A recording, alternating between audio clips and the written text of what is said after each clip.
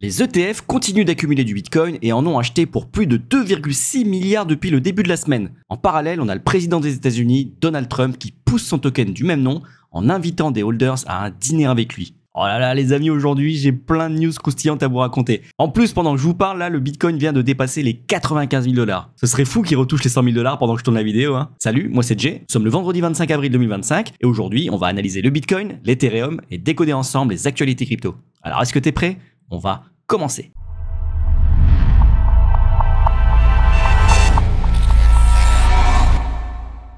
Sinon, j'espère que la vidéo d'hier t'a plu. Si tu ne l'as pas vue, je t'incite vivement à aller la voir, elle est bourrée d'informations précieuses. J'explique notamment le concept d'open interest et de fundings et comment ces indicateurs peuvent nous aider à décortiquer le prix du Bitcoin. Et j'en profite pour te rappeler que si mes vidéos te sont utiles, dis-le moi en commentaire, lâche un like, abonne-toi et active la cloche pour ne rien rater des prochaines actualités crypto. Et on commence avec une vue d'ensemble du marché qui est super verte aujourd'hui. On a SUI qu'on n'arrête plus, qui a fait plus 23%. Et en réalité, si on regarde bien sur les 4 dernières bougies, donc sur les 4 derniers jours, il a repris toute la chute qu'il a effectuée pendant 2 mois. Depuis son bottom du 6 avril, il a déjà fait plus de x2, plus 122%. Incroyable. C'est pas le seul à avoir bien performé. Regardez Ondo, regardez Tao.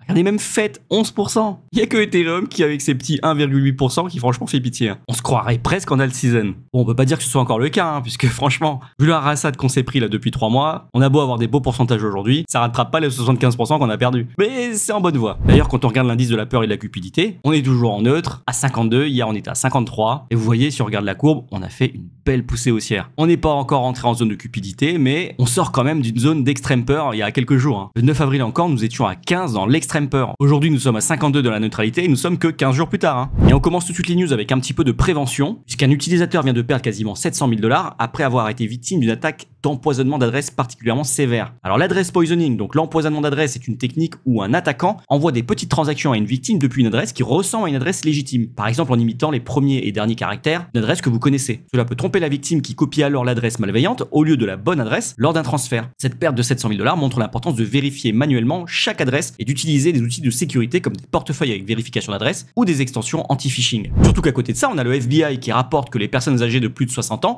ont été les plus touchées par les fraudes liées aux crypto-monnaies en 2024, représentant 2,8 milliards de dollars sur les 9,3 milliards de dollars de pertes totales liées aux escroqueries cette année-là. Et oui, les personnes âgées semblent être une cible privilégiée pour les escroqueries crypto, probablement en raison d'un manque de familiarité avec la technologie ou de tactiques d'ingénierie sociale exploitant leur confiance. Cela met en lumière la nécessité de bien se former, surtout de ne pas faire confiance à n'importe qui. Alors le 23 avril, avant-hier, on a Donald Trump, le président des États-Unis, qui annonce qu'il va inviter à dîner des détenteurs du token Trump. Encore un coup de marketing, encore un petit coup de manipulation. Pour le simple coup de l'annonce, on a le token Trump qui a fait plus 100%, plus 97%, donc x2. C'est incroyable.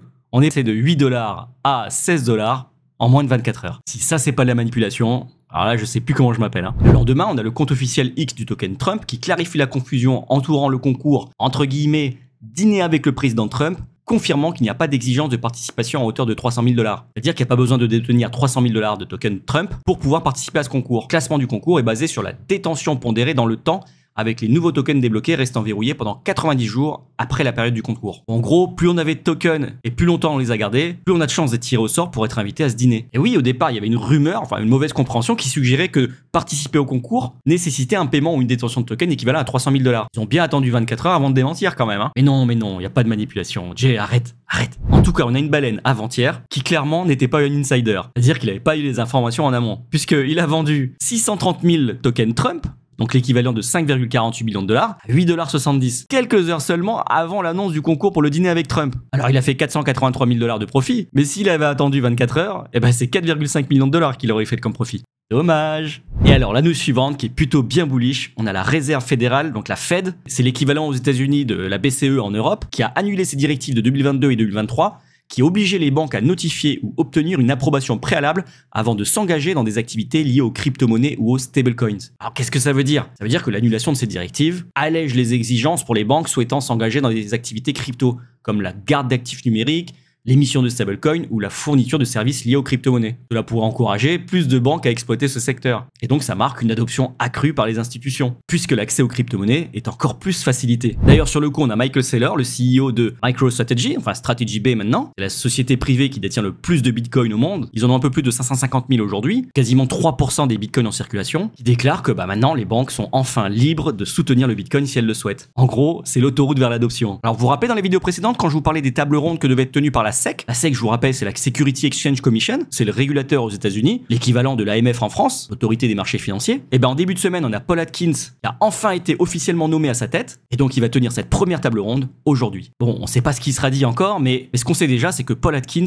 est ouvertement pro-crypto. On l'avait vu dans une précédente vidéo, tout ce qu'il veut, lui, c'est offrir un cadre légal pour que les crypto-monnaies puissent prospérer convenablement sans mettre en danger les utilisateurs. Donc juste en dessous, on a un mec qui poste un mème et qui met « Are you bullish enough ?» qui veut donc dire « Est-ce que vous êtes vraiment assez bullish ?» donc assez optimiste, assez haussier, parce qu'effectivement, c'est une news qui est plutôt bullish. Surtout que si on regarde les inflows et les outflows sur les ETF Bitcoin et Ethereum, hier, on a 444 millions de dollars qui sont entrés sur les ETF Bitcoin, 63,5 millions de dollars qui sont entrés sur les ETF Ethereum, ce qui nous porte à la semaine 2,6 milliards de dollars qui sont rentrés sur les ETF Bitcoin et 53 millions de dollars qui sont rentrés sur les ETF Ethereum. Ça faisait vraiment longtemps qu'on n'avait pas eu autant d'inflows sur les ETF, hein. Et ça fait plaisir. Et c'était tout pour les news, on passe tout de suite au calendrier économique. Aujourd'hui, plus rien du tout. C'est une semaine qui était plutôt calme. Mais attention, semaine prochaine, on a le PCE Core qui paraît mercredi. PCE Core, je rappelle, c'est un des deux indicateurs principaux que regarde la Fed pour arbitrer sur la hausse, la baisse ou le maintien des taux directeurs. Si les chiffres sont bons et que l'indice baisse, ça pourrait conforter la Fed dans l'idée de baisser les taux. En revanche, si cet indice augmente, ça pourrait au contraire pousser la Fed à garder des taux élevés, voire même à les augmenter. Bon, pour l'instant, on n'y est pas, hein. Dans son dernier discours, Jérôme Powell, le président de la Fed, disait plutôt qu'il patienterait pour voir les effets de la guerre des droits de douane initiée par Trump, parce que les effets à moyen terme, pour l'instant, ne pourraient créer que de l'inflation. Donc, il patiente avant d'arbitrer quoi que ce soit. Enfin, à suivre. Et alors, quand on regarde la liquidation heatmap, franchement, ça fait plaisir. On a raclé toutes les liquidités là, sur la montée. Franchement, il y en avait pas mal. Maintenant, on se retrouve sur les 95 000 $.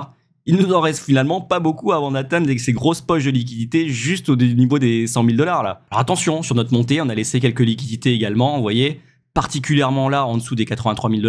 Donc c'est pas exclu qu'on y retourne. Et pour l'instant, si on veut rester bullish, il faudrait pas trop retracer avant de repartir à la hausse et continuer de print une pattern haussière. Alors si on en croit toutes les théories concernant la liquidité des M2, vous savez, je vous en ai parlé dans la vidéo précédente, on arriverait en phase parabolique, puisque la liquidité se déverserait maintenant sur le Bitcoin. C'est une théorie.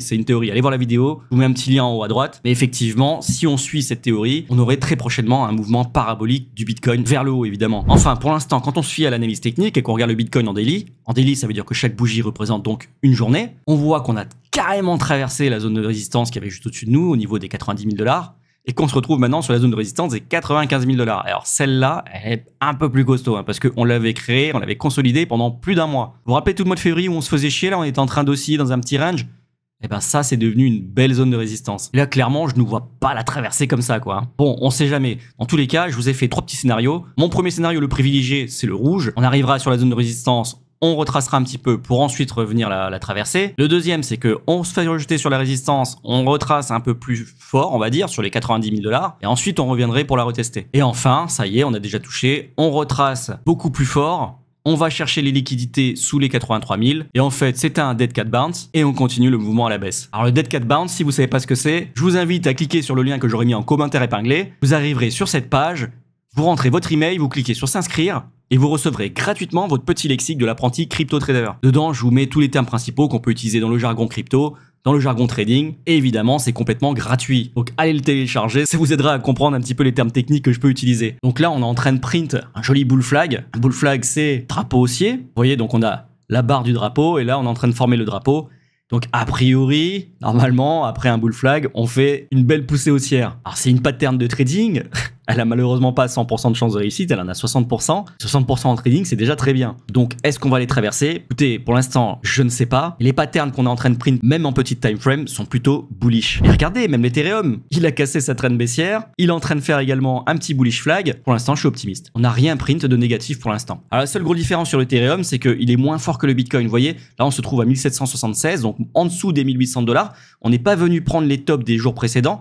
Alors que sur le Bitcoin, oui, c'est le cas. On est venu à chaque fois prendre les tops des jours précédents. Là, on est à 94 500. C'est plus que le niveau où on était lundi et mardi. Et l'Ethereum, nous, on est en dessous, vous voyez. On avait déjà dépassé les 1800 $ et pourtant, là, on est en dessous. Donc, ça montre que le mouvement chez l'Ethereum est un peu plus faible que sur le Bitcoin. Bon, on suit quand même, hein, mais on est loin des performances que peuvent nous donner certains altcoins. Hein. Quand on regarde le SUI, franchement, j'espère que vous en avez un. Moi, j'en ai pas, malheureusement. J'en avais, mais j'ai tout rendu en décembre après une belle culbute. J'avais fait un x2, je me suis dit, bah, c'est pas mal. J'ai pris mes profits. Évidemment, on regrette jamais de prendre des profits. Quoique, des fois, on se dit, si j'avais regardé un peu plus, enfin, c'est de la cupidité, ça faisait pas partie de mon plan. C'est vendu et c'est très bien comme ça. Quand on regarde le ratio Ethereum Bitcoin, vous voyez, mardi, mercredi, on était en train de surperformer le Bitcoin et depuis hier, on est en train de sous-performer puisqu'on a des bougies rouges. Des bougies bleues sur mon graphique. Ah oui, pour ceux qui m'ont demandé pourquoi je suis allé changer les couleurs du graphique, parce que normalement, vous savez, c'est des bougies vertes quand c'est haussier et rouges quand c'est baissier. En fait, tout simplement, c'est pour éviter les biais dans le trading. Parce que effectivement, quand tout est rouge, notre cerveau a tendance à assimiler ça à la couleur du sang, et donc ça a tendance à faire peur. Moi, j'ai préféré tout mettre en blanc et bleu, comme ça, il n'y a pas de biais psychologique vis-à-vis des couleurs. Bon, en tout cas, c'est plutôt faiblard, je dois l'admettre. On n'a pas encore cassé la trend baissière, on ne peut pas encore complètement se réjouir. Il faut vraiment suivre ce ratio de près et réussir à casser cette trend baissière avant de pouvoir effectivement envisager un super cycle pour l'Ethereum. Donc, quand on regarde la Bitcoin c'est exactement pareil. Mercredi, je sais pas si vous vous rappelez, on avait commencé à descendre et marqué une petite baisse de la Bitcoin dominance.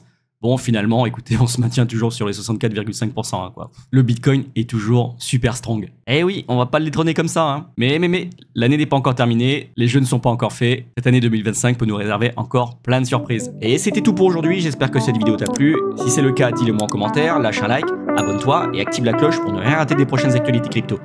Allez, cheers!